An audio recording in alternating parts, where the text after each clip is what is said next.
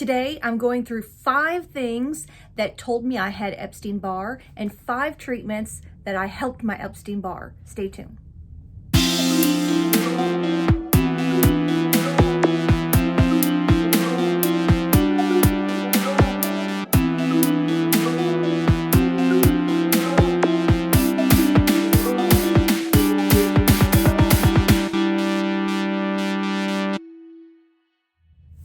Hey Smart Mouthies, it's Holly, and I hope that you watched my 2-part episode of Epstein Barr, my Epstein Barr story. But I wanted to just go through quickly and just hit you with my 5 top things, my 5 top symptoms that told me that this was Epstein Barr. At least for 6 full months before I was really diagnosed, I had a little bit of a sore throat, like not a sore throat. Like literally not a sore throat, but it was sort of a sore throat. I know that sounds really strange, but I would have soreness, but not this scratchiness. It was not a scratchy sore throat. Like I've had strep throat many, many times. Like I was really like prone to strep throats even as a child, but even in my 20s. I remember having strep throat 4 or 5 times even in my 20s. So it was not that, and I didn't have any rawness. I didn't have any strange feeling when I swallowed. It wasn't raw, my throat wasn't red, but it just was sore. And so I've been reading a lot about how that can be a symptom, a first symptom of Epstein-Barr virus. The second symptom was I had, for months, a low-grade fever. I sort of just felt fevery. I would constantly take my temperature. I had an oral thermometer and a scan thermometer, and both registered nothing. 97.2 or 97.6 or whatever it was. Nothing. And I just felt fevery.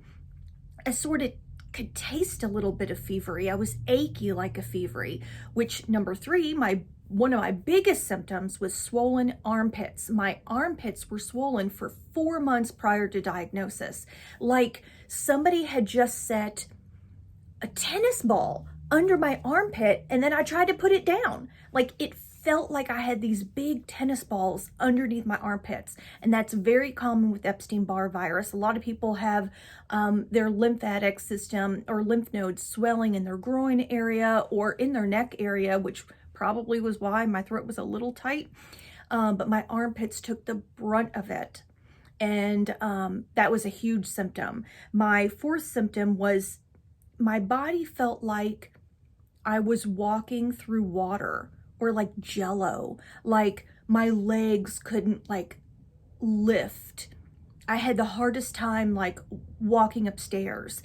It's almost as I didn't have any endurance, but I did. I've told you in previous videos that I had danced for all my life. I cardiovascularly was healthy and strong, but I just couldn't walk up and down the stairs. I couldn't lift my legs. It was like my legs were just in this big vat of jello, and I wasn't making any money off that. The 5th and final biggest symptom was the fatigue. I struggled so much with just feeling present. I want to be clear, I was not sleepy. The fatigue wasn't something that I could sleep off, but my body just had to lay down. It was struggling walking through that feeling of jello. It was struggling to just sit up straight. I remember really, I couldn't even sit up straight. It felt so much better to kind of like round down and like, I don't know, it was such a weird, strange, I still struggle, of course, with fatigue. That's one of the last symptoms that go.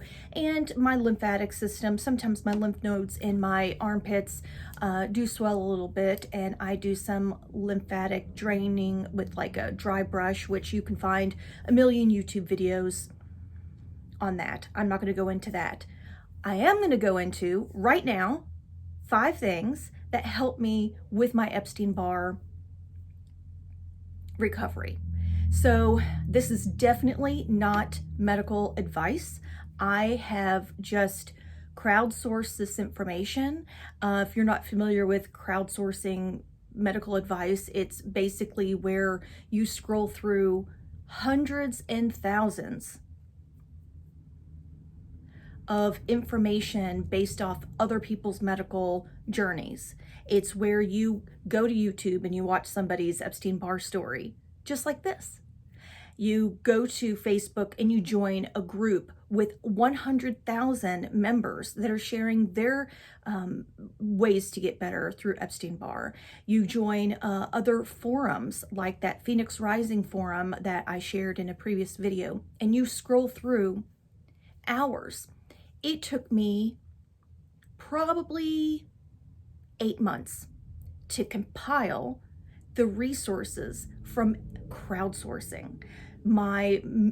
I have 3 doctors that were kind of in the middle of all of this. None of them, not one, recommended all of these things. I have only one. I'm going to show you. That's why I'm looking over here. I've got these things that I'm going to show you. Only one was actually from a doctor. Only one. And it has helped me. Let's start with that one. I have a prescription for LDN, low dose naltrexone, and I'm at 3 milligram. A lot of times you'll start off with 1 milligram, you'll go to 2. Most of the time I've been reading that you land on 3.3 to 3.5 to 4 to 4.5 LDN. This is really controversial, which, listen, I don't care. I don't care experimenting or trying something alternative on myself. I absolutely have no qualms about trying something that's a little alternative. So naltrexone is used for kind of people to detox off opiates. It helps enhance the receptor site of your endorphins. And so normally if somebody is getting off of an opiate addiction, they will have naltrexone, and it will be at 100 milligram, 200 milligram to help them like switch that receptor site from an opiate to the endorphin. At least that's how I understand it. Low dose actually helps with autoimmune disorders and massive inflammation in your body. So it's been a pivotal resource for me to use to help lower my antibodies for Hashimoto's, which the Epstein Barr 100% directly caused in my body. And so that was just one of the things that I used to treat it, which is still a little alternative. The second one that I want to share is an antioxidant, which is BHT. And it is I'm gonna have to look down at this. Butylated hydroxytolene. It's an antioxidant. It's used in food preservatives,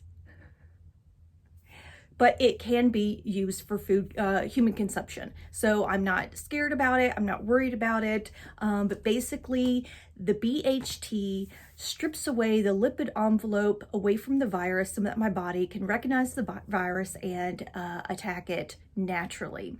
So I had talked in a previous video about lipid envelope viruses, which Epstein Barr is, as well as other well-known viruses are lipid envelope, and BHT removes that outer layer of lipid and allows your body to recognize it to be the virus that it is and can send the soldiers out to help repair.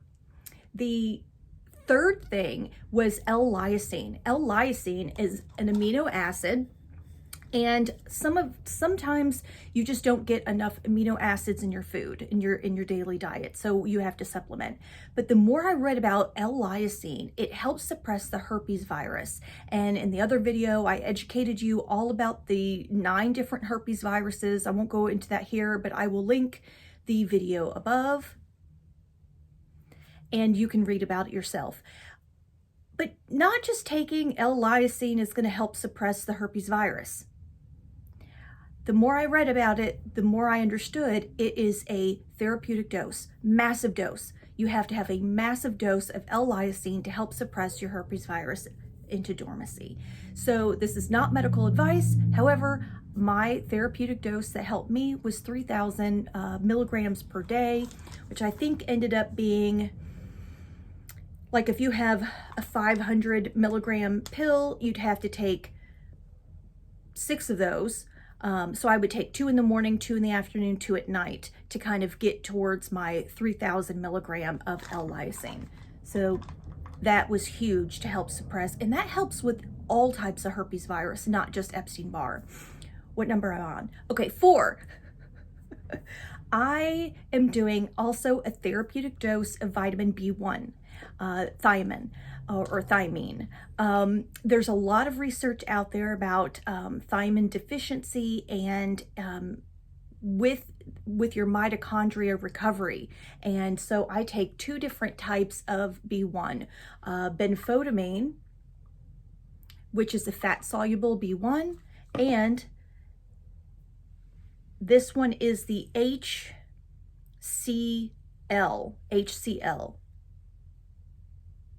And I take a therapeutic dose. So that's usually 1,000 of the HCl and 1,000 of the benfotiamine, which is the fat soluble. Okay, and lastly, I take a nootropic. What the heck is a nootropic? I'll put it over here.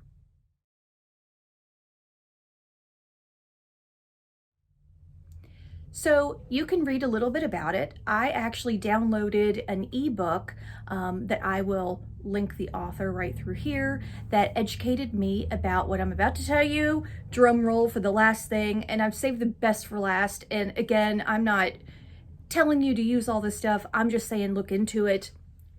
Methylene blue.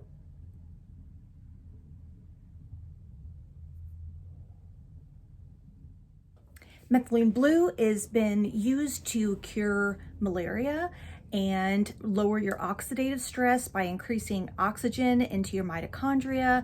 It also is an antiviral. It's been used in surgeries to help identify damaged tissue. There's a lot of research out there with methylene blue, and it really helped me. In fact, I will never forget the very first morning that I took methylene blue. Like I had just told you, my body felt like it was going through jello. And in my shower, I have a shelf where I can prop a toe up on when I'm shaving my legs. And during the thick of my Epstein Barr virus, I actually could not lift my leg up. I would say this shelf is maybe 10 inches up.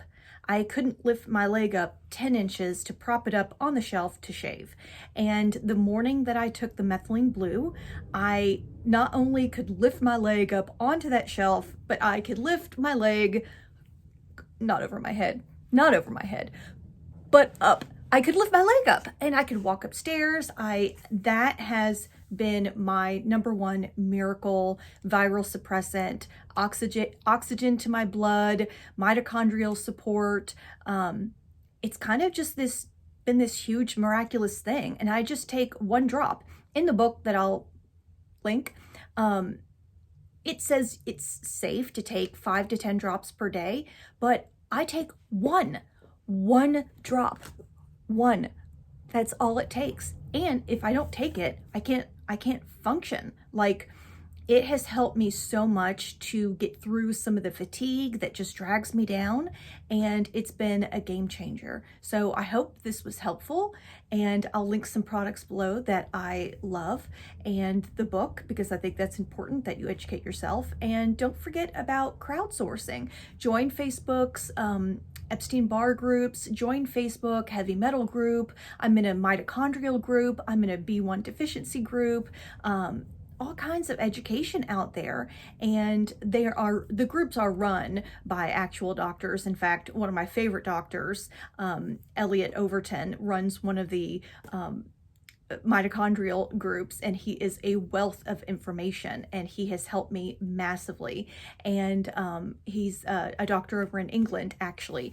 And anyway, so don't Don't just lay in bed. The doctors just tell you to go home and rest it off. Just rest it off. And that will never work. You have no excuse. You have all of the access here on the internet, here on YouTube, Facebook, or just different forums. And you have Amazon. These products can come right to your door. There's no excuse. You don't have to leave the house. So I wish you the very best. And if you have any comments or questions, please let me know, and I'll talk to you real soon. See you later. Bye. I take a nootropic. Nootropic? Nootropic. Nootropic?